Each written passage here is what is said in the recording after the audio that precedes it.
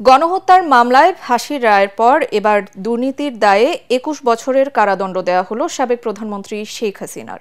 পূর্বাচলে plot জালিয়াতির ৩ মামলায় সাবেক প্রধানমন্ত্রী শেখ হাসিনাকে প্রতিটিতে ৭ বছর করে মোট ২১ বছরের কারাদণ্ড দিয়েছে আদালত। এছাড়া তার মেয়ে সাইমা ওয়াজেদ পুতুল ও ছেলে সজীব ওয়াজেদ জয়কে ৫ বছর করে কারাদণ্ড দেওয়া হয়েছে। সরকার প্রধান হয়ে এমন জালিয়াতিকে রাষ্ট্রের সঙ্গে বিশ্বাসঘাতকতা বলে মন্তব্য করেন বিচারক। এই রায়ের মাধ্যমে এমন দুর্নীতি ভবিষ্যতে বন্ধ হবে বলে প্রত্যাশা দুদকের আইনজীবীদের। মুশফিকুর রহমানের রিপোর্ট। ক্ষমতার অপব্যবহার করে পূর্বাচলে সরকারি জমি নেয়ার অভিযোগে দুদকের ৩ মামলায় সাবেক প্রধানমন্ত্রী শেখ হাসিনাকে প্রতিটিতে ৭ বছর করে মোট ২১ বছরের কারাদণ্ড দিয়েছে আদালত। পাশাপাশি তার মেয়ে সাইমা ওয়াজেদ পুতুলকে ৫ বছর ও ছেলে সজীব ওয়াজেদ জয়কে ৫ বছর কারাদণ্ডের সঙ্গে ১ লাখ টাকা অর্থদণ্ড দেয়া হয়। বৃহস্পতিবার ঢাকার পঞ্চম বিশেষ জজ মোহাম্মদ আব্দুল্লাহ আল মামুন এই রায় পড়ার সময় পর্যবেক্ষণে বলেন, ভুয়া হলফনামা জমা দেন শেখ হাসিনা। টানা ৪ বারের প্রধানমন্ত্রীর এমন জালিয়াতিতে দুঃখ প্রকাশ করেন বিচারক। বলেন, এই প্রতারণার মাধ্যমে তিনি রাষ্ট্রের সঙ্গে বিশ্বাসঘাতকতা করেছেন। ৭ বছর করে ৩ শতা ২১ বছর এবং ওনার জরিমানা হচ্ছে ৩ লক্ষ টাকা, ১ লক্ষ টাকা করে ৩ লক্ষ টাকা, অনাদায়ে ১৮ মাস বিনাশ্রম কারাদণ্ড ৬ করে।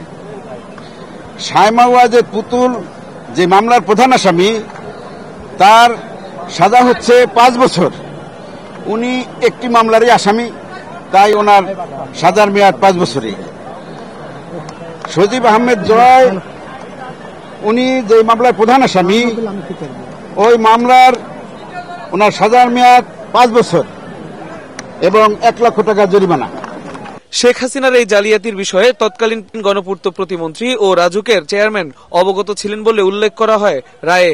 তা সত্ত্বেও প্রধানমন্ত্রীকে খুশি করতে পরস্পর যোগসাজশে প্লট বরাদ্দ দেওয়া হয় বলে পর্যবেক্ষণে বলা হয়।